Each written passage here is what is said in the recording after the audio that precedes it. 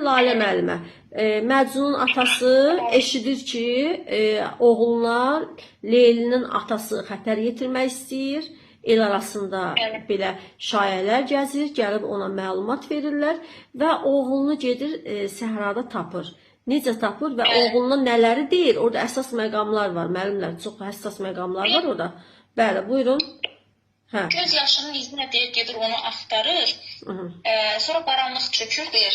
Qaranlıq çökəndə biraz yol onun üçün çətinləşir. Amma biraz yol gedəndən sonra bir işıq görünür ona. İşıq onun üçün bir yol olur da, yol göstərir.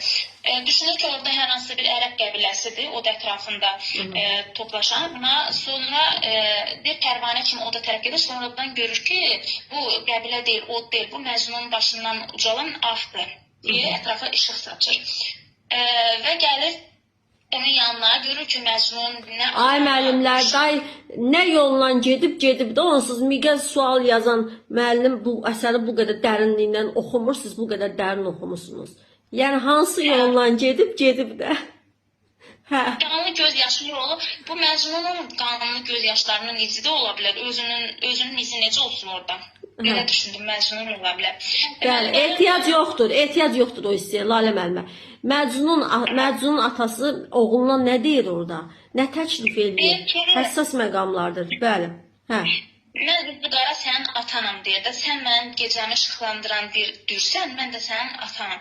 İndi deyir ki, mən istəyirdim ki, sən mənim köməyim olasan, arxa dayağım olasan, ümidim olasan, sən gəlib mənim mal mülkümə sahib olasan, mənim adımı daim yaşadasan, mənim adım sənlə yaşasın, yəni.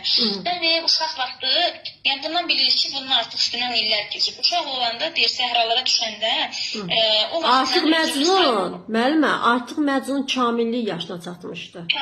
Kamillik, yəni 18-19. Yəni artıq yaşı çoxalmışdı Məcnunun. Kamil yaş dövrünə çatmışdı. Orada həm də Məcnunun atası nə adlandırır? Onun sevgisinə elə bilir ki, uşaqlıq bir sevgisidir. Unudulub gedər.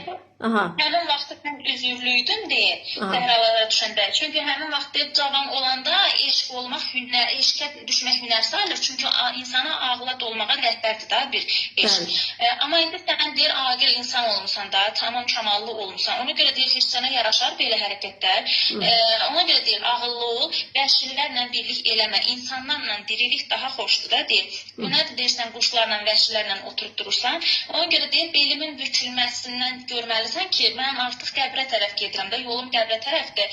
Gəl sənə verim bütün hörmətimi, ehtiramımı, yerimi sənə verim. Müfidpərəstlikdən əl çək. Sən deyir ki, o qədər hiddətlisən ki, qəbahətinin belə fərqində deyilsən. Bir də burada Leylini onun gözündən salmaq istəyir. Bəli, Məcnunun atası Leylini onun gözündən salmaq istəyir. O cümlələri deyin, zəhmət olmasa müəllimlər eşitsin. Buyurun. Deyir ki, sən gəl elə bir yarı könlünü versə, onun səbat olsun. Çünki deyir, elə bir yarı olsun ki, bütün dünya toz torpaq olsa da onun ətəyi təmiz olsun. Sənin deyir, sən ki deyir, hansı ki yarı aşıq olmuşsan, o deyir ki, əldən ələ qonan birisidir. Gah Nofəllə oturub durur, gah deyir, İbn Səlamla dostluq eləyir. Sən deyir, bu halda burada gəzərkən, o da deyir, başqa məclislərin çırağı olur da, yəni. Ona görə deyir, bu eşq isbatından öz canını bada verməməlisən. Çünki sən də deyir, bu dünyada onsuz da vəfa yoxdur. Tutaq ki də sənlə o yar oldunuz bir-birinizə. Onsuz da bir gün gələcək, siz ayrılacaqsınız.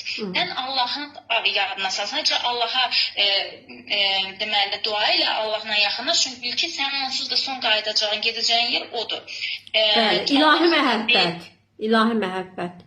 Yəni deyir ki, onsuz deyir, bu dünya əbədi dünya deyil. Sən deyir, Allaha ümidini, sevgini bağla deyir. O daimi məhəbbətdir.